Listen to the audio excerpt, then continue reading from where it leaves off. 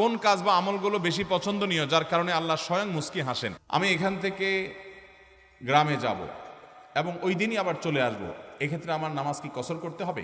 আমি অনেকবার তওবা করেছি, প্রত্যেকবারই ভঙ্গ হয়েছে, তাহলে কি আমি মুনাফিক হয়ে গেছি? কেউ কালো জাদুগ্রস্ত হয়েছে এমন যদি জানতে পারে তাহলে তার করণীয় কি? বিভিন্ন এলাকায় অসুখ বিসুখ যাতে কম হয়, বার্ষিক সিন্নি, খোদাই সিন্নি, মহরমের সিন্নি নামে বিভিন্ন সিন্নি করা হয়, এগুলো করা কতটুকু বৈধ? মহিলাদের জন্য তালিম জায়েজ জানি, কিন্তু বর্তমানে মহিলারা যে সন্তান সংসার রেখে 2-3 দিনের জন্য তালিমে চলে যায় দূর দূরান্তে, এটা ইসলামের দৃষ্টিতে কতটুকু বৈধ?